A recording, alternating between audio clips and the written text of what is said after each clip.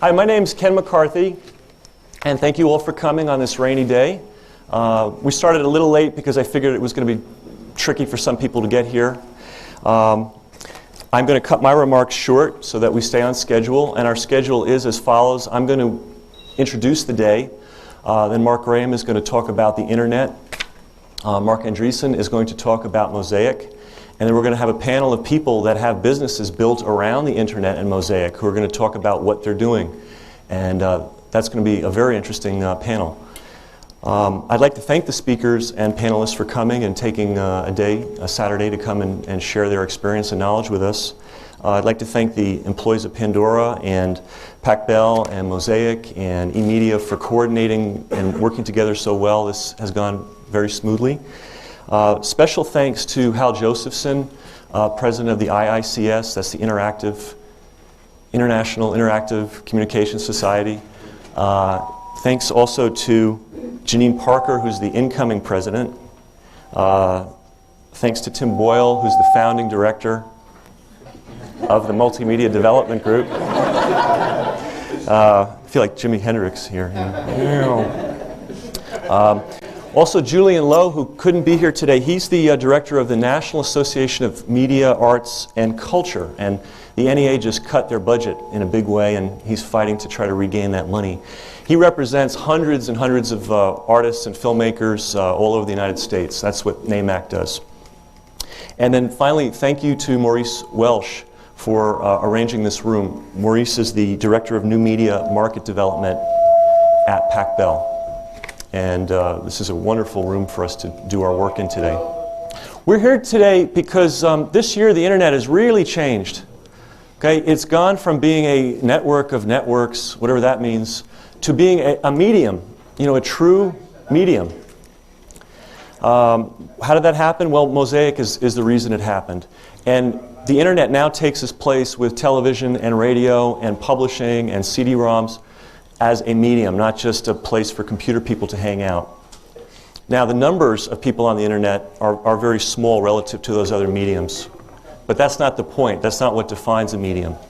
It's not just numbers. How this particular meeting came to be, I was amazed to discover when I did some inquiries last spring that very few multimedia producers are even on the internet, let alone internet savvy. It's a small percentage. It's a growing number, but it's less than 20%. And I thought, boy, that's very odd. I mean, here we are in San Francisco. It's the World Center for Multimedia Development. Now, the internet, of course, by definition, is distributed all over the world, but a lot of the great internet talent is right here in the Bay Area. These people are literally neighbors, and they hardly talk to each other. Kind of strange. It's particularly strange because the internet really needs multimedia developers. What's going to determine whether the internet succeeds or not is not technical issues, it's going to be content issues. Is the programming that's going to be on the internet interesting enough, motivating enough, enlightening enough that people are going to want to tune in and use it? That's going to be purely a content issue. Nobody goes to the movies to watch the technology of the movies. They go to the movies for the story. When we think about movies, we think about the Academy Awards. 100 million plus people watch the Academy Awards every year. How many people know about or think about the SMPTE, annual SMPTE convention? Okay? A very, very small number. And that's what's going to happen in the internet too. So we need content. And who better to produce digital, interactive content than multimedia title producers? They're the only people on the planet that know how to do it, that even think about it. But there's also a reason why multimedia people should get hip to the internet very fast, and that is because the CD-ROM business, in my opinion, as a person from the publishing business, is a lousy business to be in. It's terrible. Okay, why? Well, let's say you spend $100,000 to produce your title. Okay, so you've got your work. Now you've got to press it. You've got to package it, and the packaging often costs a lot more than the pressing. You've got to inventory that stuff, so it's like taking a big pile of money and putting it in a closet for a while. Not much fun. You've got to find a distributor. You've got to beg a distributor to take your material, true. Then you've got to give them a big piece of the sales price. Okay. Then your distributor has to persuade a retail store to take the disc, to take your title. Then you've got to persuade a $6 an hour clerk to take those titles out of the back of the room and put them on the shelf.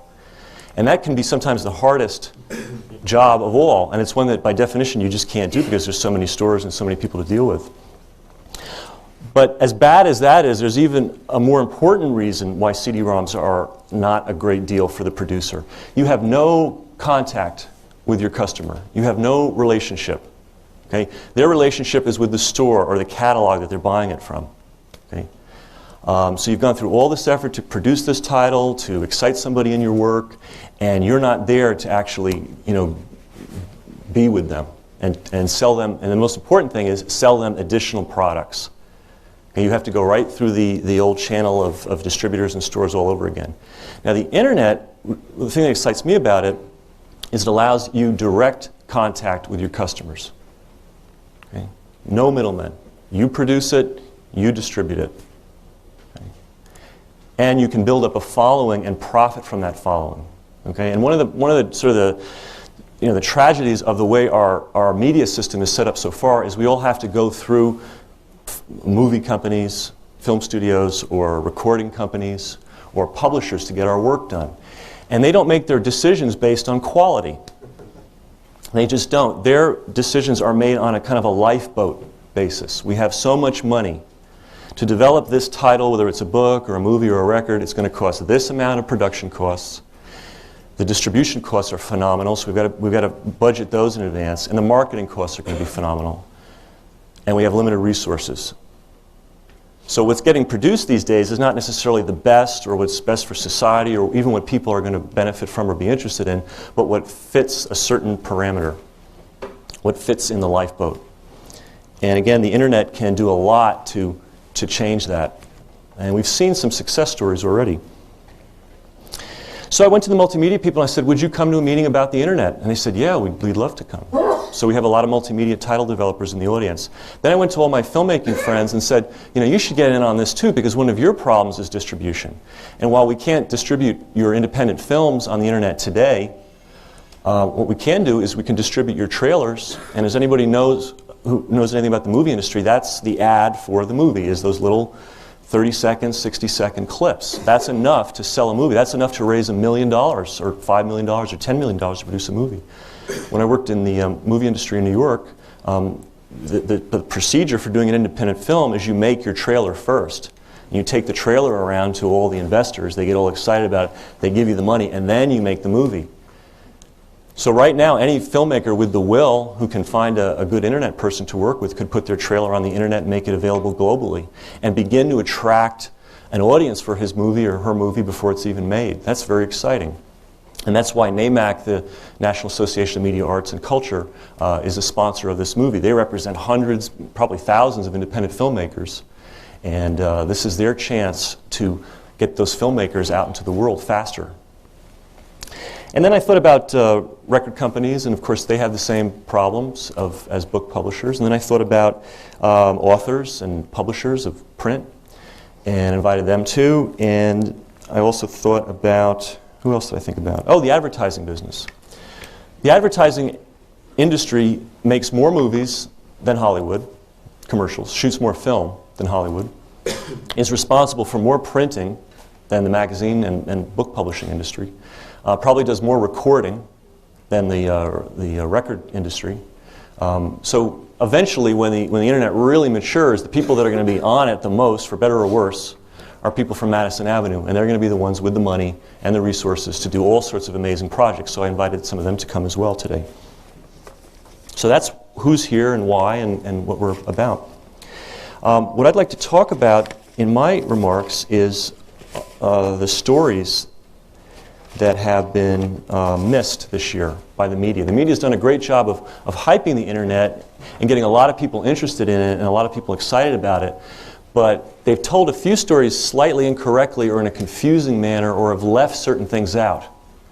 And so since I've got a podium for a half hour, I'm going to do what I've always wanted to do, correct the newspaper. First misconception, a lot of people are talking about cyberspace and the information superhighway and this idea that we're going to create this alternate environment that we're all going to live on and everything's going to be done there. And that the measure of our success will be that everything is done there. And we should be gearing all our attention to create this place that's completely independent of the rest of the world. That's crazy. That's just absolutely insane.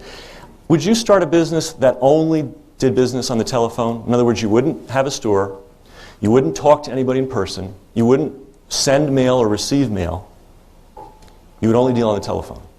Of course not. Would you have a business that only had a store but didn't use a telephone and didn't use the mail system? Of course not. The picture of every mature business is they use every conceivable channel available to them. They use the mail intelligently, they use the phone system intelligently, they use video intelligently, and they use the internet and cyberspace intelligently. So let's get rid of this idea that we're trying to create some alternate world that's going to be completely independent of all the other medias that exist. What we're really trying to do is find a place for the internet amongst all these other existing medias, to integrate and let the different media support and coordinate with each other. Second crazy thing that I hear going around a lot is, how are people going to find out about what's on the internet? You know, how many places can we post on the internet to tell people about what we're doing? Well, how do people find out about your telephone number? And how do people find out the location of your store? Okay? You advertise, and you use every available means. You use television commercials or radio commercials or direct mail campaigns or space ads in magazines, or you put on conferences or t-shirts, or all the other things that we do to get people to dial our telephone are the things that we'll do to get people to dial up our website. Right? So we don't have to worry that there's not enough advertising opportunities on the internet itself to get people to come to our site. We just have to look out at all the other medias that are available and use those to drive people to our site. Make sense? Okay. The other story that the media, I think, has gotten slightly wrong is more of a missed story. And this has to do with the computer bulletin board phenomenon. There are currently, according to Jack Rickard, the publisher of Boardwatch magazine, somewhere between 50 and 70,000 computer bulletin boards in operation in the United States today. And those are public boards that regular people are setting up. That doesn't count corporate boards or government boards or any of those things. So what's a bulletin board? Well, it's a mini America Online or a mini CompuServe. So a guy and maybe some of his friends, they set up a PC, they buy some BBS software, they buy some phone lines and some modems, and they've got an online service. And there are 50,000 people out there doing this, 50,000 plus. And that's a story, and it's not really been covered. But the big story that the internet press missed this year is this summer, all the bulletin board software makers have announced products that will allow these little bulletin boards to become internet service providers.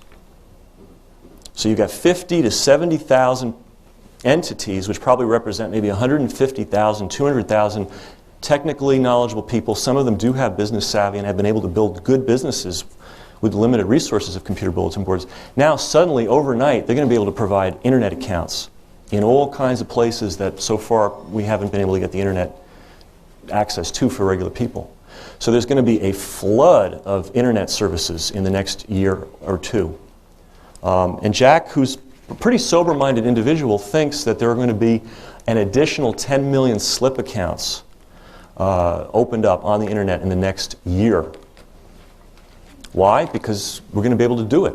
And we weren't able to do it before. We're going to be able to do it at a cost that's reasonable. And the nice thing about computer bulletin boards is, unlike some of the larger services where you call and you get a busy signal or a recorded message and you can never actually talk to somebody to help you, with a small computer bulletin board, these businesses are scaled to serve 500 customers or 1,000 customers.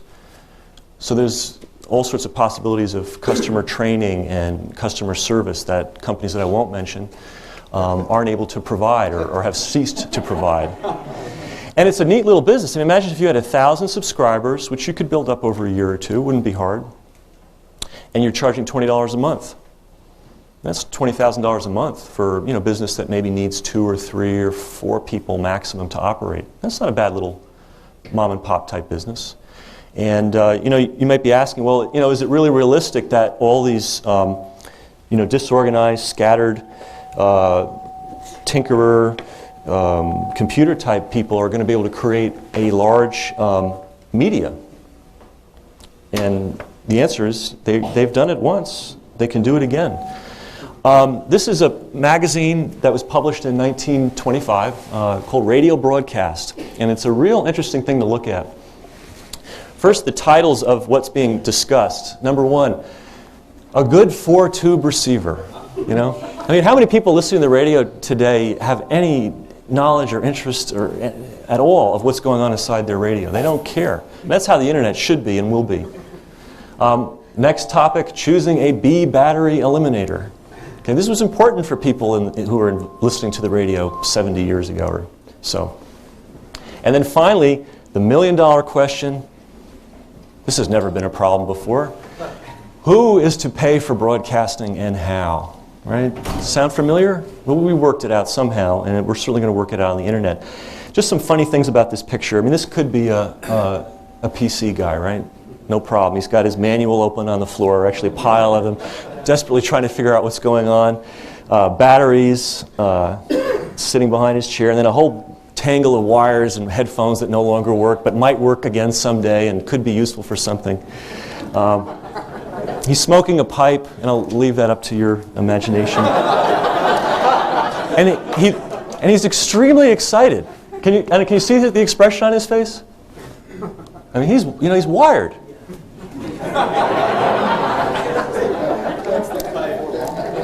It's 70 years ago.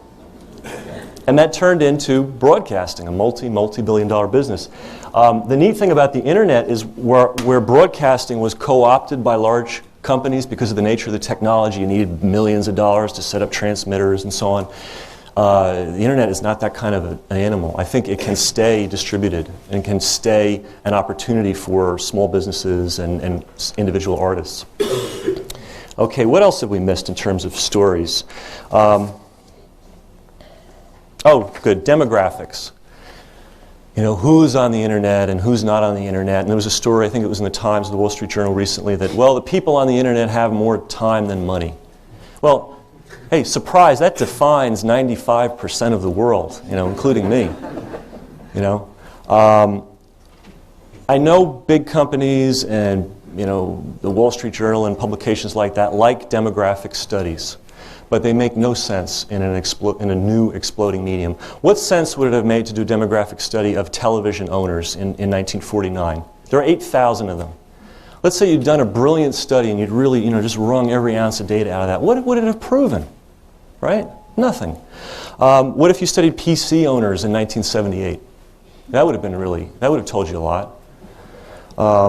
So yeah, when an industry is mature, you know, if you're trying to figure out whether you should buy an ad in steel making today, then demographics is really important.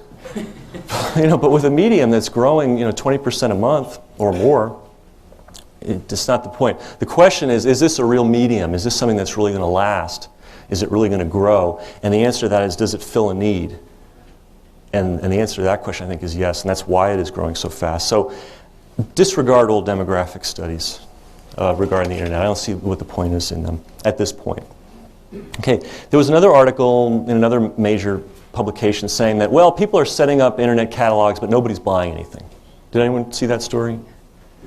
Well, I've had a bit of dealing in the direct marketing industry, which includes direct mail and catalogs and producing infomercials and that direct response television commercials. And I'll tell you right now, 19 out of 20 direct marketing ventures in the old-fashioned mediums of television and print don't work either.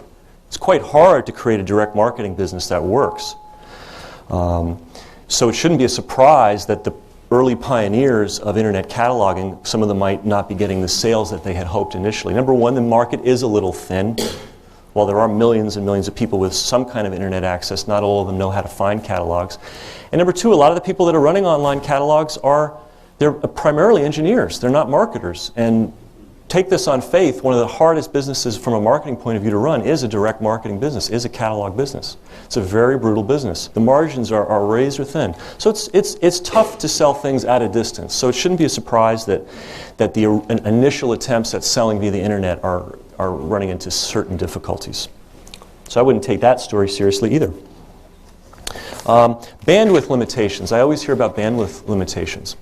And I'd like to give you an analogy. Let's say it's 1880, and we're down at the telegraph station, and the train is pulling in, and you point to that train and you tell someone, someday we're going to take that train and we're going to shrink it down. We're going to put rubber wheels on it, and we're going to create a road system so that you can take that train anywhere you want to go. And it's going to be so cheap that everyone's going to have their own. Anyone that really wants to have one can have their own train. They can go drive it anywhere they want. What do you think the reaction would have been? You're nuts. You've been taking too many of those, opium-laced patent medicines that they're advertising in the back of the magazines. Okay? And let's say you walked into the telegraph office, and what was the telegraph office? Well, it was a line of people waiting patiently to hand their message to a technologist who would, learn, using some binary code, would send a message, to another technologist who would translate it and then pass it off to somebody. Let's say you went to that person and said, someday you're going to have your own telegraph office. It's going to be in your house, and you're not even going to need anybody to operate it for you because you're just going to be able to speak over the line. And you're going to be able to talk to anyone you want to talk to who's got a line. Again, there's going to be the same reaction. So, we're capable as a race, and I think as a human race, and I think Americans in particular, if I can be a little prejudiced, at creating all sorts of amazing leaps of technology. So, we're really just talking about adding a little bit more bandwidth. We're not talking about inventing something new or laying the first transatlantic cable, which was quite a difficult physical feat. We're talking about taking technology that we already have, figuring out how to pay for it, and just installing it. So the bandwidth problems, when they'll be solved, I don't know, but they're coming. And about bandwidth, multimedia developers may say, well, I can't distribute my CD-ROM on the internet. Why even bother? Well, create a product that works on the existing network as it is. The people that produce Doom seem to be doing all right with that strategy. 500,000 orders are already sitting, on their desk back wherever they are in Texas for store distribution. So, there's a principle in direct marketing that if you can't get somebody to distribute your product in a store, you run your own ads, you run your own mail order ads, or you run your own infomercials, or you run your own direct response TV commercials, and that forces the larger distribution networks to take you seriously and adopt your product. So I think the internet is a way, again, to force distribution. I would look at it that way if I were you. Let's see. I'm going to stick to the allotted time, I promise. Okay. Last story. This is a really current one. Steve Case recently got in trouble for doing what? Offering to rent his mailing list. Terrible thing. Okay. Why would he do such a thing? Why would he violate the privacy of his customers? Well, first of all, everybody you do business with keeps your name.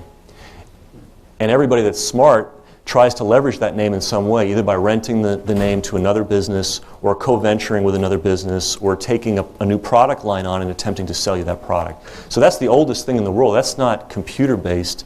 That goes back to the beginning of this century, the distribution and trading and cultivation of mailing lists. But why would Steve Case want to do this? Well, here's some math. You have 1,000 names. The rental price for 1,000 names is approximately $100. Okay, that's about what I imagine America Online could get per 1,000 names rented one time. Conceivably, he could get more. Okay, so he has 1,000. He's 1 million members, right? So that's 1,000 thousands. So one rental of his list is 1,000 times $100, which is $100,000, which is pretty much straight to his bottom line. I mean, what's involved? You take the tape, you put it in the mail, and it goes to the mail house, and that's it. So $20, $50. Now there are brokers involved, and the brokers who arrange these deals take 20%, but still $100,000 per turn is not bad. How many times can Steve rent his list in a year? Well, there are aggressive companies that rent their list 30 to 40 times a year. Okay, so you have to take $100,000 and multiply it, let's say, by 30. That's $3 million. Not bad, okay, but it gets even better. Steve doesn't have 1 million names, he's got 5 million names, I believe, or close to that, because there are people that have signed up, given their information, and then not continued with the service. So it's not that number I just said, which was what, 3 million? It's 5 times 3 million. So sitting in the back offices of America Online is an asset worth pretty much net $15 million a year. Okay? So the question is not why did Steve Case try to do this, is what took him so long? And this is where I'm going to end. What took him so long is that he was coming from a technology, he is a marketer originally, but he's coming from a technology background, And he just simply, my understanding was, he just simply was not aware of the income possible from list rental. Why? Because this whole industry of providing online services is so new that a lot of the old tricks that the print publishers have learned over the last 100 years of how to squeeze every possible dollar out of the situation, they just haven't learned. I mean, you could make money in the online services business up until this time right now simply by putting up a service, because you would be the only one. Okay? A lot of people say, well, this is a lot like Gutenberg's Bible, what's going on, you know, the first printing press and so on. I don't think that's an accurate analogy. I think Gutenberg's Bible was more like the first, I think it was the Harvard, was it computer Mark I? I forget the name of it, but that original computer that, you know, they made, okay? That's what Gutenberg's printing press was like in reality. There weren't that many of them. The vast majority of people could not read. Books were still the property of popes and cardinals and kings and princes. The more accurate analogy is the late 19th century. Okay, what happened in the late 19th century? Well, because of a coming together of a lot of different things, all of a sudden print became very cheap. You know, we see print everywhere, and we assume that it's always been ubiquitous, and we assume that newspapers and magazines have always been around. The fact of the matter is that's not true. We did not really have an explosion of print and print as a mass medium until post-Civil War. For example, in 1850, there were 254 newspapers in the United States total. Okay? 50 years later, there were 2,600 daily newspapers, 520 Sunday newspapers, and 15,500 weekly newspapers. Before the Civil War, most families were lucky to have a single Bible, and it was a family Bible, and it was passed down from generation to generation. Okay? After the Civil War, you had a thing called the Sears catalog, okay, in which a company very intelligently realized, hey, we've got this printing deal that's really cheap, we've got this postal system that's incredible, we've got this railroad system, let's give out some amazing free thing, the Sears catalog, put it in everyone's home, and create a vast selling tool with that. But that couldn't happen until after the Civil War. And the last thing I want to say, and then we'll go on to our internet program. Look at the old timers. Look at the old mediums. For instance, you know, we think America Online is such a hot thing because you can get electronic mail, and you can play games, and you can chat with people, and you can read the news, right? All these amazing things. 100 years ago, the country store. You get your mail, you read the news, you chat about things, you play checkers on the cheese barrel, whatever. We're basically just recreating something that we already had in electronic form. And then the other thing that I would recommend that you look into is think about the Sears catalog. Think about the idea of, you know, in 1885 of giving away this marvelous print thing that was so intrinsically interesting that people loved just to page through it, and happened to buy millions and millions of dollars of goods as a result of paging through this product. The internet makes the distribution of digital goodies extremely easy. And then the last thing that I want to leave, I always like to tell people about this because everybody missed it. This was the big story that everyone missed this year. There was an invention 150 years ago that made railroad travel possible. It made mass production possible. It forced the creation of this thing called standardized time and wristwatches and pocket watches. It was the precursor of the telephone. It was what it created recorded music. What else? It created broadcasting. One invention. All those things flow directly out of this one invention. Does anyone know what it is? 150th anniversary this year. What's that? Telegraph. I mean, it's just so many amazing things came out of this. You know, a lot of people don't know that recorded music. Edison was not trying to record music. He was trying to make a way to automatically relay telegraph messages. That little wax cylinder was meant to record dots, dots, and dashes. You were going to pull that cylinder out, stick it in a machine, and it would replay the dots, and dashes so that the message didn't have to be hand relayed. The telephone was originally an attempt to have many, many messages, telegraph messages on a single line, and they discovered, wow, we can actually put a voice through this as well. And on and on and on. You couldn't have high-speed train travel until you had a telegraph, because you couldn't send a train barreling down a track at 60 miles an hour unless you knew with some degree of certainty what was going on about a half hour away or an hour away. And mass production came directly from Chicago.